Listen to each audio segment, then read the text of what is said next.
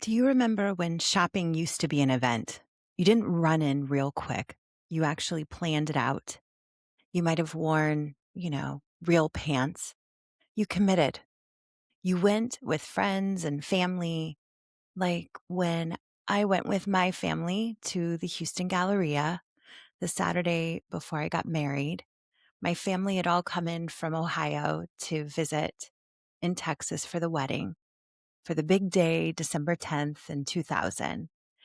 And that Saturday, we all went to the Galleria and we walked around, shopped, explored. It was the first time that my family all came together, my stepmom and dad and my stepdad and mom. It was the first time that everybody was really getting along and all in the same vicinity. But we walked around and explored and shopped and created all these beautiful memories that I still cherish to this day. It wasn't just errand shopping.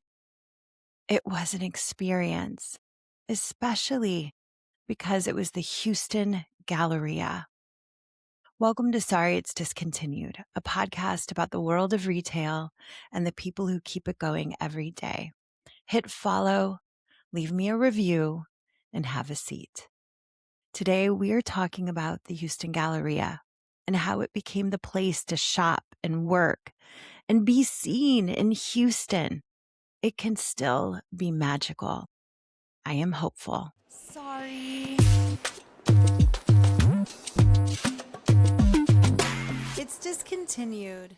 Ever since I had moved to Houston, which was back in 1997, the Galleria was always such a magical place to visit for me. Of course, it was luxe and there were many things there that I couldn't afford. But the magic of the place and just walking around almost as if it was a museum and being surrounded by all these beautiful things, it just inspired me. Little did I know the magic and history of this place was incredible. This shopping palace, which had been a living and breathing shopping machine for 55 years now. So the Houston Galleria, it's been a family destination for many Houstonians and visitors from all over the world. They did exactly what I did and do exactly what I did with their families. And the Houston Galleria just has such an incredible history. I really wanted to highlight it before more things change. Things are coming and going, and we really don't know what is next for Neiman's and Saks, but we need to talk about it, the history of this amazing place that still has incredible people working there, still has an incredible history. So did you know that it's credited as Texas's largest shopping center? Makes sense. I mean, it's massive. It's the second, though, in the U.S., and it consists of more than 400 fine stores and 60 plus eateries or restaurants. That's incredible. There's some amazing food in the Galleria. But the history of the Galleria, it's more than just a shopping destination. It's always been its own little world. And that was not an accident. In the late 1960s, developer Gerald D. Hines, he wasn't trying to just build another mall. He wanted something that was a lifestyle destination, which it's just another way of saying a fancy mall. But when he described the project, he famously said, "A shopping center, it is not. It will be a new downtown." And he was actually a Gary, Indiana boy with great dreams and built a real estate empire, really. So he probably said it with an Indiana accent, which I don't know if that exists, but I have kind of an Ohio accent, so I guess they're probably kind of similar. But what a bold, big, really Texas thing to say, a new downtown. So instead of fluorescent lights and a food court, He built a European-inspired shopping palace. It was inspired by an old Italian galleria based in Milan. Like, we're going to do the most, but he did it big and bold because he was the first to add an ice skating rink, which it's crazy. An ice skating rink in the 60s inside in Houston, where it's 97 degrees pretty much 9 months of the year. He wanted to create a community hub that would actually attract people. So he built this 20,000 square foot ice skating rink that has become an iconic part of the Galleria. It is still fun to walk by and you see children and adults taking classes or just enjoying being on the ice and being free, skating around. Sometimes you can see some amazing skaters that do incredible tricks. I would see that during my lunch break. It was so fun to watch. My favorite, though, is when you see the kids just playing and, when they fall and they're all laughing. And it's adorable and sweet.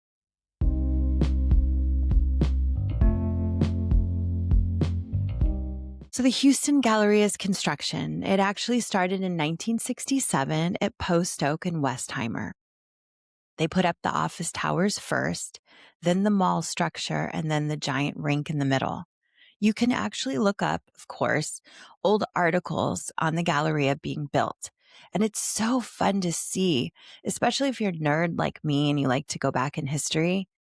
In the Houston Chronicle, they actually have a story that they did a long time ago about the history of the Galleria, and it has a ton of pictures. It's an amazing article. But I love that the first store to open, it was Neiman Marcus. They opened it in January 1969, before the mall was even finished. So most malls would open with maybe a Sears, smaller stores, but Houston, which is famous for oil and gas and, high lux socialites, they were like, no, thank you. No, we'll take Neiman's. Straight to luxury. For the beautiful, wealthy classes in Houston. It was a very high class. And the official grand opening for the remaining Galleria, it followed in November of 1970. So Neiman's had already been opened, but the big grand opening with the ribbon cuttings and fashion shows and the other stores, in addition to Neiman's, were stores that actually I didn't even know about. Did you guys know about Frost Brothers? Frost Bros, but they would pronounce it Frost Brothers. But did you hear about this store? Because I didn't know until researching this episode that it was a Texas luxury staple, apparently. I'm sure my friend 180 knows, but a San Antonio-based department store known for fashion and designer, high-end upscale clothing, accessories. It even featured in-house designer boutiques like Gucci, very similar to Neiman's, but they were there along with Lord & Taylor, which was one of America's original upscale department stores, and then Marshall Field's, which was a retail legend based out of Chicago, famous for their customer service and innovation. But the Galleria in the 70s, it was anything but casual. It was high class luxury, Texas style, especially with Neiman's headlining the show. Even the mannequins, I imagine, looked luxury, like they had some money in their pocket. This was Houston's version of Europe, just with sweet tea and big, glamorous Texas hair. Think the show Dallas, which came out in 1978, but you get the idea. Just look up those pictures, press for that show. You can just imagine all those people walking around the Galleria. Now, the Galleria has 2 hotels now, but the original hotel was the Houston Oaks Hotel, which is now called, long name, the Westin Oaks Houston at the Galleria. It opened in 1971, so you could wake up, walk downstairs, be inside Neiman's, shopping your ass off with your coffee. That sounds amazing. And then later, the other hotel that was added is the Westin Galleria, Houston in 1977. So at this time, the Galleria, it actually had everything. It used to have movie theaters. It even had indoor tennis courts, which there is a tennis club there now, but the tennis courts were there for 35 years until they closed in 2006 and then became the other tennis club. So the Galleria, it had a little bit of everything, especially for the high class of Houston. It even had a bowling alley at one point. This was a clear your whole day event. Let's go to the Galleria. Actually, do you want to go to the Galleria right now? I can meet you there and we can just walk around and talk about the history. Sounds amazing, right? I'll meet you there. We'll meet in like 30 minutes. Just keep an eye on traffic.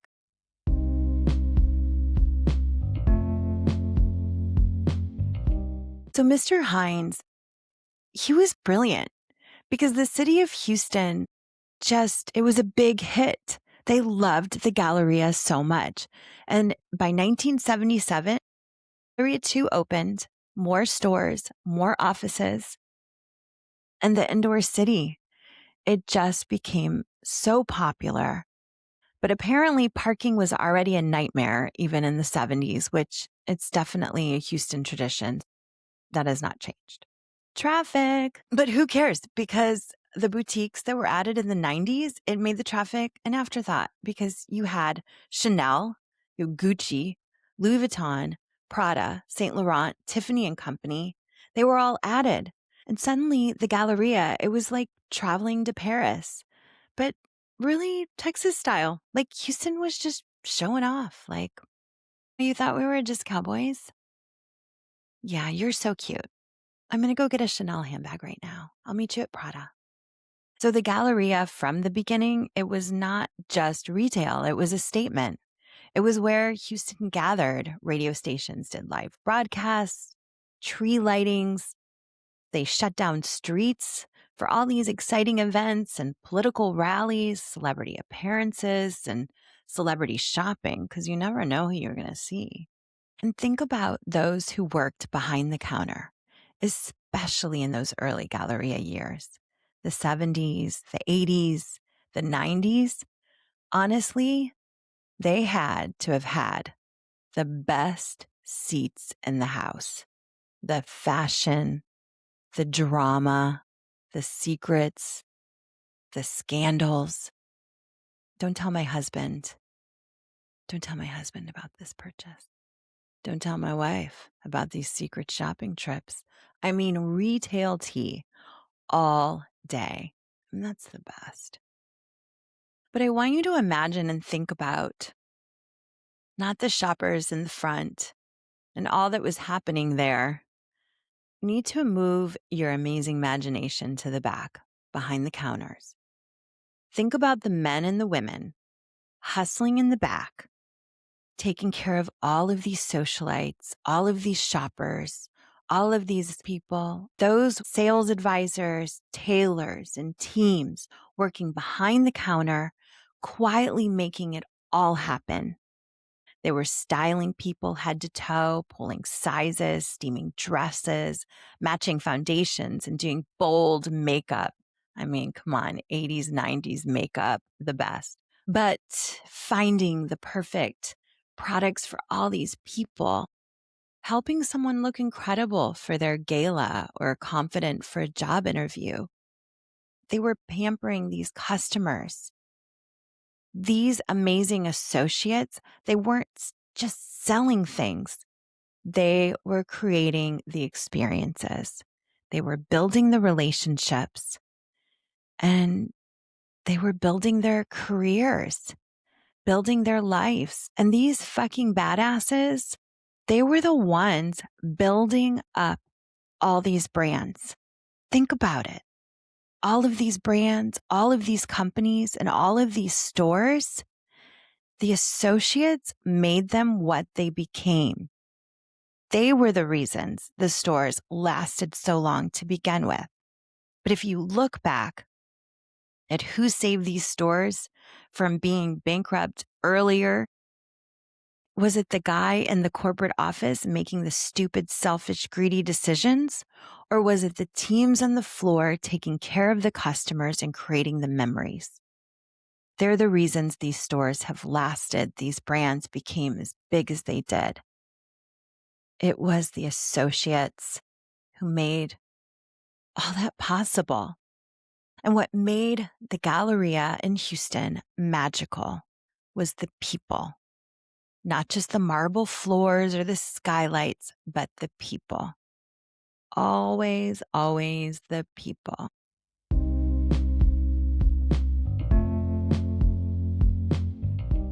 Now, if you walk through the Houston Galleria today, which I hope you do, I know it's had some shitty press and times are changing, but the truth is times are changing everywhere. We cannot stop living our lives because they are changing. When you walk around the Galleria, grab your Red Bull, your little Celsius, your coffee, whatever your magic fuel first choice is, and walk around. Truthfully, you can still feel the magic. You might have to just look a little harder, but it definitely still flows through it. You still have your Neiman Marcus, you have your Saks Fifth Avenue, Nordstrom, and Macy's, alongside the rows of designer boutiques and beauty counters and new brands that they're constantly rotating in. And it still has the same iconic ice rink. It's its own little city. And it is dangerous, but mostly for your credit card. So if you get a chance, go walk the Galleria, wander through Neiman Marcus, let them spoil you with a little Sicily Paris hand cream moment. Pop into Nordstrom, swing by Charlotte Tilbury Beauty, try on that pillow talk lipstick, or stroll through Saks Fifth Avenue and smell something beautiful. Maybe Penhaligon's Constance, which I bought and I love it so much, especially when it's cold. And go upstairs to Mariposa, Neiman's, get the monkey bread. Life is short. Have some carbs. Get the monkey bread. Maybe take some home later too. Don't forget Macy's because it's Lancome gift with purchase time. You got to go to Macy's. The gift is so adorable and it's such a freaking deal, man. It's dangerous in the best way. I like some Lancome. Get a little Definicils mascara. But go walk around and make a day of it because these stores are not just places to buy things. They are places where memories are made. And go before you might not be able to go anymore because then the history will be gone. So shop in stores, support your associates, you guys. And be kind, whether you're behind the counter or in front of it. I appreciate you guys being here with me on Sorry It's Discontinued. So please follow the show, share it with your friends, and I can't wait to see you next week. And for those of you who follow each week, I am sorry that I am a couple days late. I've had technical difficulties, but it was the first time since June that I didn't put out the episode on Thursday. Anyway, I digress. All right. I love you guys. Have an amazing week. Do something nice for yourself, and I'll see you next time. Bye. Thank you so much for listening to Sorry It's Discontinued, the podcast that brings you the reality of retail and the people, brands, stores, and products we all love. If you enjoyed today's episode, hit follow, leave a review, or share it with a fellow retail warrior. You can always connect with me or support the show at sorryitsdiscontinued.com or buymeacoffee.com/sorrypodcast. Now, this podcast is independently produced and not sponsored by any brand, company, or organization. All views, opinions, and personal stories shared are their own and do not represent any retailer or brand mentioned. Brand names, product references, and service mentions are included for storytelling and commentary purposes only. But I thank you so much for sitting with me today. And remember, continue to shop in store, support your local stores and your local sales associates. You can even call them and order. It's amazing. And every visit helps keep these stores open so we can all continue enjoying real in-person retail therapy. And I'll see you next time. I appreciate you so much. Bye. Sorry. It's discontinued.